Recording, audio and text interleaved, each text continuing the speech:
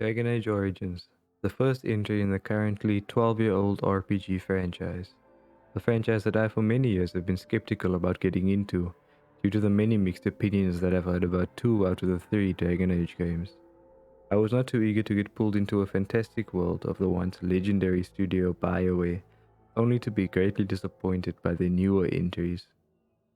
However, the single Dragon Age game that does not have mixed opinions and instead has near universal praise is Dragon Age Origins, a game released in 2009 and therefore finds itself neatly in the middle of the amazing Mass Effect and Mass Effect 2, released in 2007 and 2010 respectively, meaning that this is a game that came about during what many, including myself, could consider the golden era of Bioware RPGs.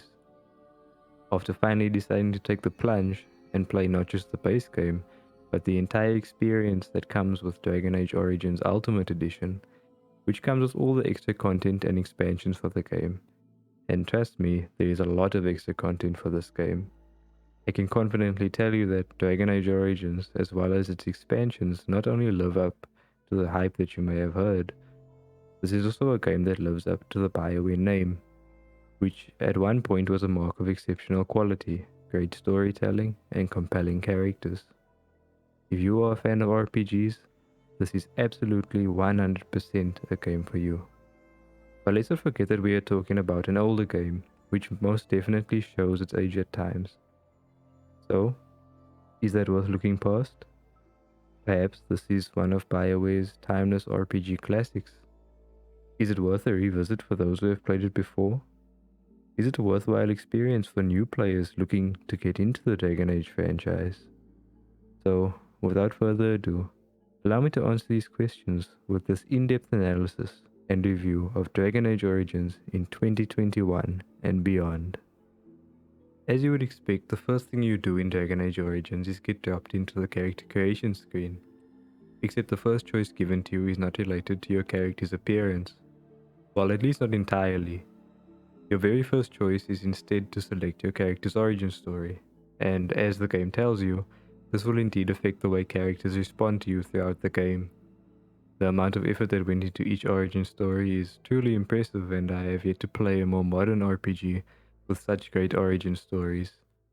I am not exaggerating when I tell you that your origin story will have an effect on many of your interactions throughout the game and even some major plot points.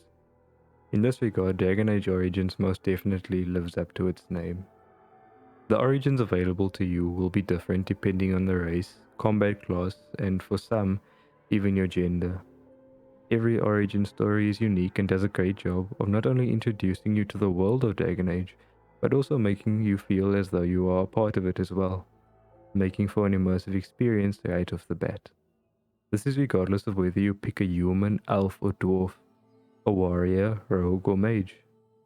All that matters is that you choose the origin story that you find most interesting. Being someone who enjoys a good old rags to riches underdog story, I personally went for the City Elf origin on my first playthrough, which showcases Dragon Age's interesting take on elves, with them being considered a lesser and very much oppressed race in this universe. Long ago, the elves lived as slaves to humans, and though they've been free for many generations now, they are far from equals.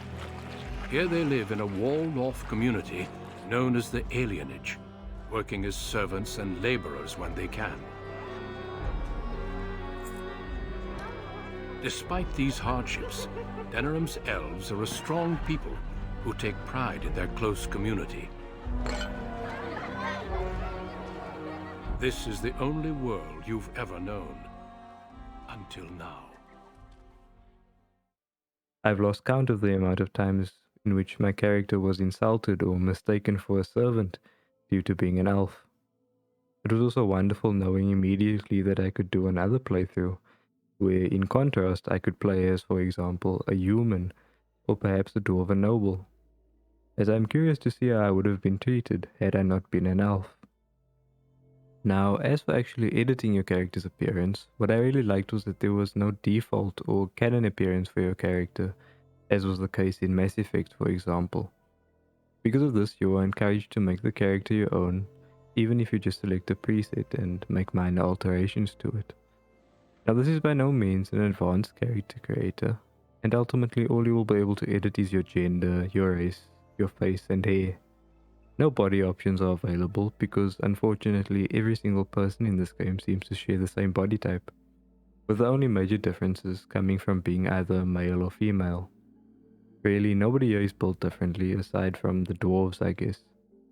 Despite not having a plethora of options, you are provided with these little sliders which still give you the power to make your character look as beautiful or as hideous as you desire. With a little effort, you may even be able to make a monstrosity that rivals those of Dark Souls. You're also given other nice little customization options, such as choosing your in-game portrait, which will be displayed on your HUD. You even get to choose your voice. However, your character is not fully voiced and will only say a handful of lines when interacting with objects in the world or when entering or exiting combat. But beware, these lines get very repetitive very quickly, so choose wisely. I still have PTSD from hearing my character constantly saying, As you desire. As you desire. Delighted. And so I shall. before every single action he completed. Once you have created your character, you are now ready to jump into the epic journey that awaits you. The story of Dragon Age Origins contains a substantial amount of content, all of it full of action, drama, and intense in-game politics that raise the stakes of every main quest in the game, while also introducing you to the expansive lore of the Dragon Age universe. These main quests begin right after you complete your origin story and the prologue, which will give you a taste of how the rest of your journey will go. That's right, your origin story is not quite the prologue. The prologue is where all players end up regardless of their origin and serves to introduce you to the main threat of the game, the Darkspawn, evil underground dwelling creatures who cause nothing but destruction to everything in their path. While the Darkspawn stay underground, every few years they attempt to rise to the surface world, and when this happens it is known as a blight. The only thing standing between the surface world and the Darkspawn's wrath is an elite group of warriors known as the Grey Wardens, whose sole purpose is to protect the surface and keep the Darkspawn underground where they belong. Minor spoiler, but your character ends up being recruited by the Grey Wardens and is given the colossal task of warning the entirety of Ferelden of a new Darkspawn blight that has already begun, all while attempting to amass an entire army to defeat them. No easy task indeed. Your journey will take you and your party across Ferelden, where you will come into contact with the various factions, towns, villages, and even kingdoms within Ferelden. How you gain the trust and aid of these people is up to you. While your task is to unite them against the Darkspawn, you will decide what kind of hero you want to be. You are able to be a selfless paragon and help all those in need for little to no reward, as that is your duty as a Grey Warden. Or you can be a ruthless, selfish, and backstabbing fiend where the ends justify your questionable and often unnecessarily selfish means. Your solution to everything could also be more simple and be solved with violence, but you can certainly take everything on a case-by-case basis and mix things up. Just know that your actions and decisions in this world have far-reaching consequences, with these consequences never being clearly good or bad. There are several occasions in this game where I felt that I was doing the right thing, only to find out that I may have caused more harm than good. This is what helps make Dragon Age Origins a great RPG, and you will often find yourself staring at dialogue options for a few minutes, struggling to decide what is your best course of action. And that is just mentioning the main quests. Scattered throughout the many hub locations in which the main quests take place, you will find smaller side quests. These usually involve what you would expect from side quests, such as doing favors for certain NPCs and so on. They are generally hit or miss, with the more boring ones being the obvious go here, find that, and bring it back to me quests. However, there are some that end up having a lot more than you would expect. These side quests usually allow you to handle them in your own way, which allow for a couple of different outcomes for these higher quality side quests. One that I found particularly wild was one where an orphan girl asked me to find her missing brother. Sounds pretty boring at first, but basically this quest can take some wild turns and end up with either the missing brother being safe and idolizing your character as a hero, or you can steal their family sword, which is a unique weapon in the game, and on top of that proceed to demand money from these most likely broke orphans. There are a couple of other outcomes here as well, but this is just one example of the wild side quests that you will come across throughout the game. Some of them you don't even have to find, they will find you. As you travel from location to location, random or scripted events will be triggered. These events could result in some combat or a nice little introduction to a side quest.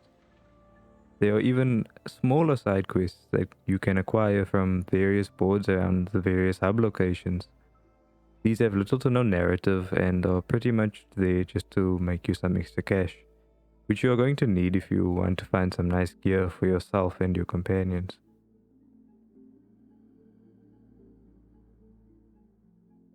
As for the hub locations and other areas of the game, there is a nice variety here.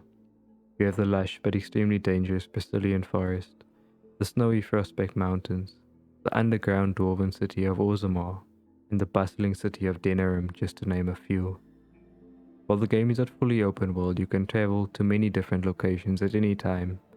Each hub location will provide you with a lot to discover and explore, as well as giving you a chance to buy and sell goods to the many merchants in the game.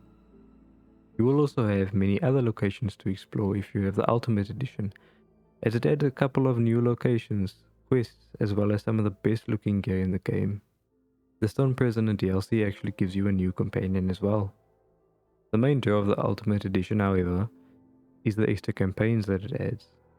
These new campaigns take place before and after the events of the base game, and are well worth playing. Most notably, the Awakening DLC. By far the largest of the bunch and is about 20 hours long, give or take. It contains a good main story and some excellent companions to join your party. I won't go into further details on these extra campaigns, as they mostly involve in-game spoilers, but I will say that they have so much extra content and are certainly worth your time in my opinion.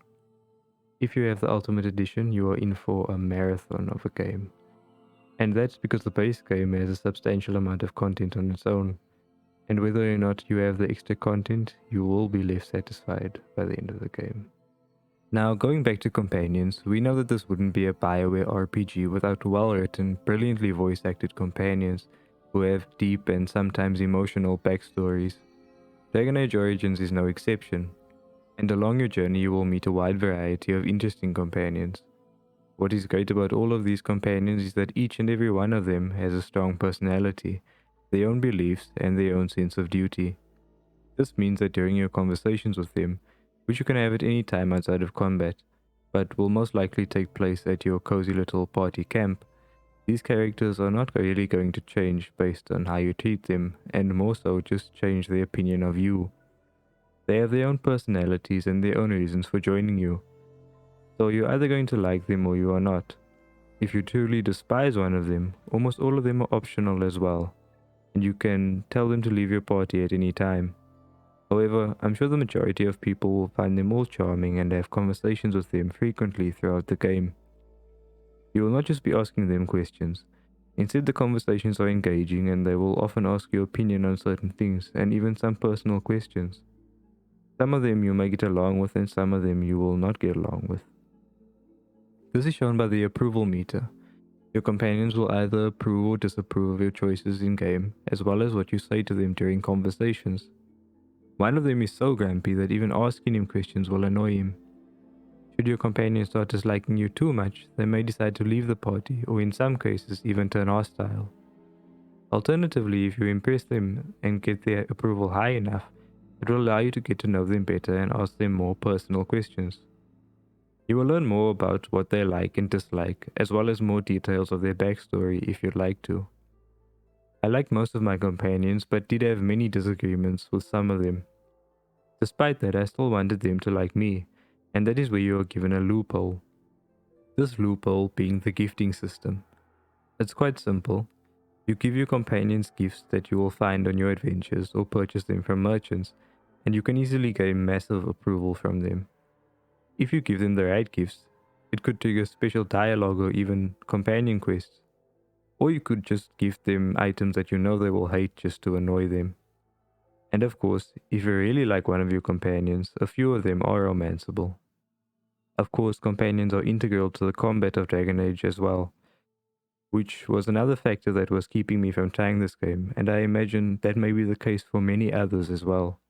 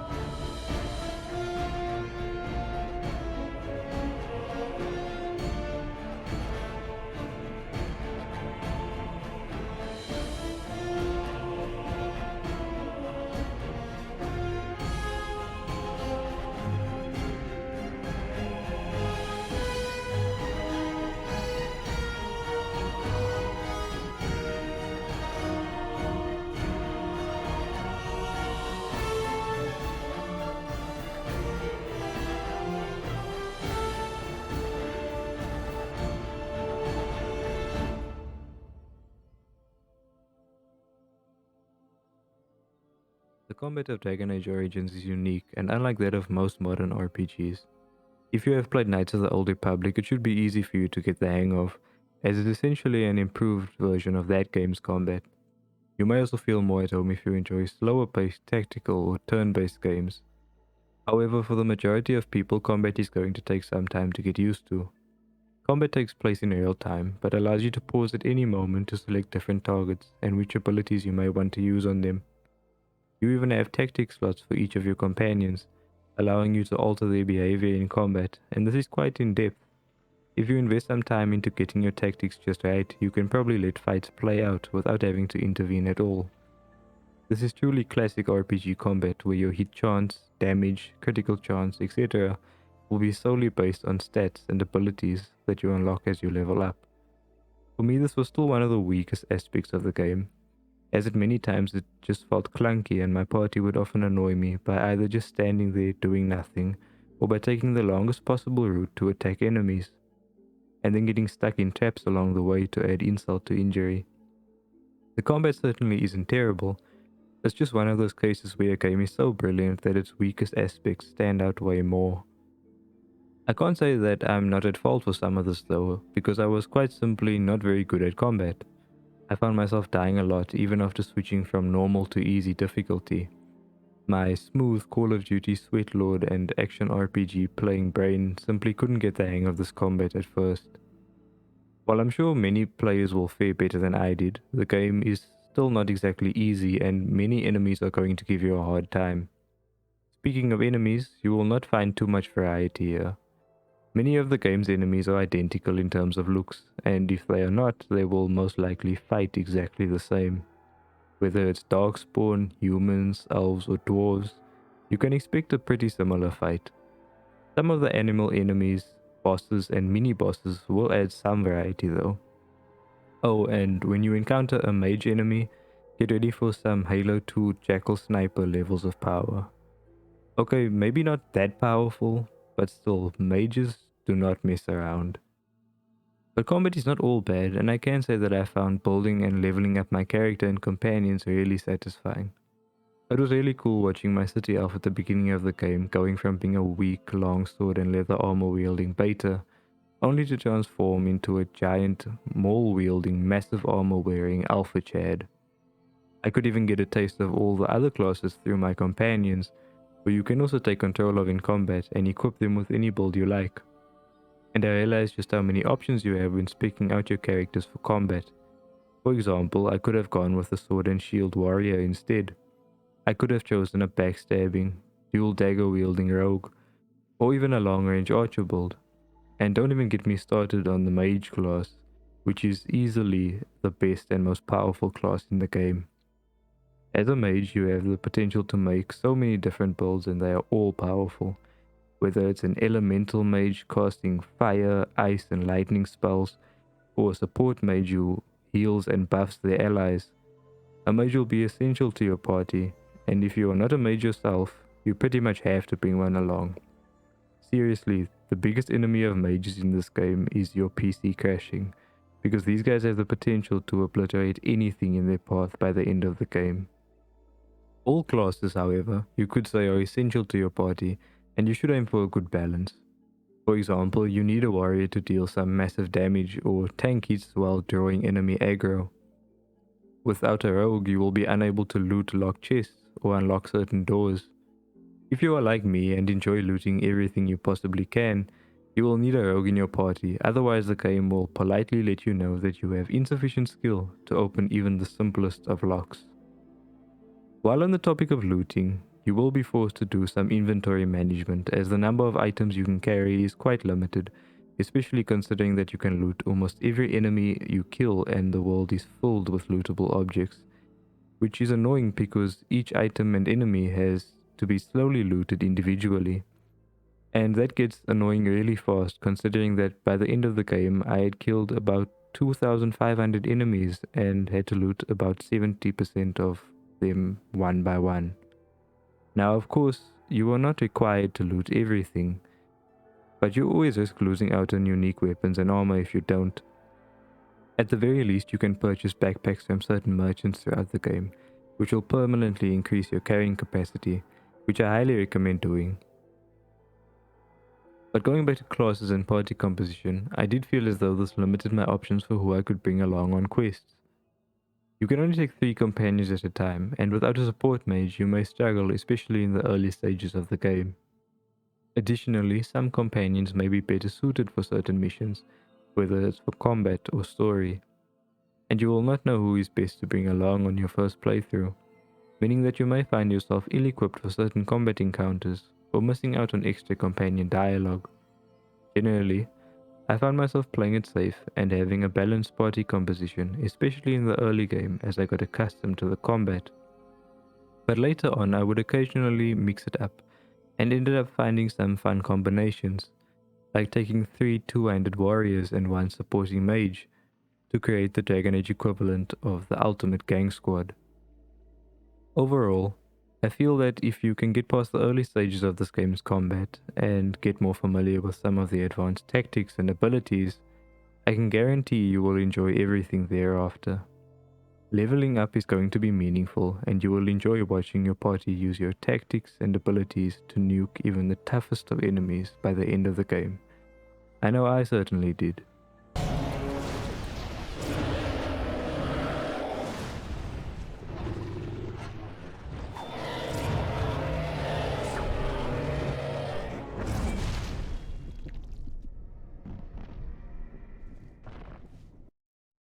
Lastly, I would like to talk about the technical aspects of the game. Starting with sound, I'd like to say that the soundtrack for Dragon Age Origins is excellent and certainly timeless, composed by the legendary Inonzoa, who has also worked on many great games including one of my personal favorites, Fallout New Vegas. From the first time you hear the main menu theme alone, you will know that the soundtrack is something special. Voice acting, specifically from companions, is done exceptionally well, as I've mentioned before. The only negatives are certain sound effects such as triggering traps, which are insanely loud and jarring, and often made me jump out of my seat. I might be nitpicking though, and some may not have any problems with this at all. As for graphics, as I mentioned, this game came out in 2009, so don't expect anything special in this department. I'm not someone who is particularly concerned about graphics, and I thought the game looked alright for its age. Even with clearly dated lighting effects and occasionally very low resolution textures, the graphics are not likely to detract from your overall experience. The game definitely looked its worst in cutscenes, which are pre-rendered and play in 720p at 30 frames no matter what, which is quite unfortunate. For console players, Xbox players will be happy to know that this game is backwards compatible. However, that still means you will be playing on Xbox 360 settings. PlayStation players are unfortunately out of luck, and unless you have PlayStation 3, you will not be able to play this game. I recommend playing Dragon Age Origins on PC since it will run on almost any hardware made in the last decade and probably even before that. And that also gives you access to this game's great modding community where you can find some great additions and even fixes to some of the issues I mentioned earlier. Now, I did play on PC and still did not have a perfect experience. And you can expect the same if you're running on modern hardware which it does not play nicely with. I bought the game on EA Origin as it was on sale and experienced a great deal of minor visual bugs as well as one or two game breaking bugs. My biggest issue though was the insane amount of crashes I experienced. I was not joking when I said that a mage's biggest enemy would be their PC crashing. This was very annoying and I found myself quick saving around every corner because this game does not autosave often enough. And many times I lost quite a bit of progress because of this. I did notice that the frequency of crashes increased significantly when I used Bluetooth headphones. Whether that's a problem with Origin or the game itself, I am not certain. But I would advise you not to use Bluetooth headphones if you want this game to behave. Otherwise, the game ran completely fine, and a couple of crashes are nothing in comparison to the overall great experience that I had with this game. Dragon Age Origins simply has all the hallmarks of a great RPG even to this day. Great storytelling, well-written characters, meaningful choices, tons of content, and even the occasional bug or crash. If you have played any of these games, you will know what I'm talking about. And if you have enjoyed any of them, then I highly recommend you play Dragon Age Origins if you haven't already. So yes, Dragon Age Origins does indeed live up to its reputation, and is most definitely worth playing. If you are new to the franchise, then this is the only place to start. And if you are a Dragon Age veteran, I have no doubt that you are still in for a great experience. And I would truly consider Dragon Age Origins to be one of Bioware's best games to date, and now, one of my all-time favorite RPGs. Perhaps Bioware's last true RPG. Hopefully, just for now at least. Don't let this game's age, combat, or graphics turn you away, because Dragon Age Origins is indeed worth playing in 2021 and beyond.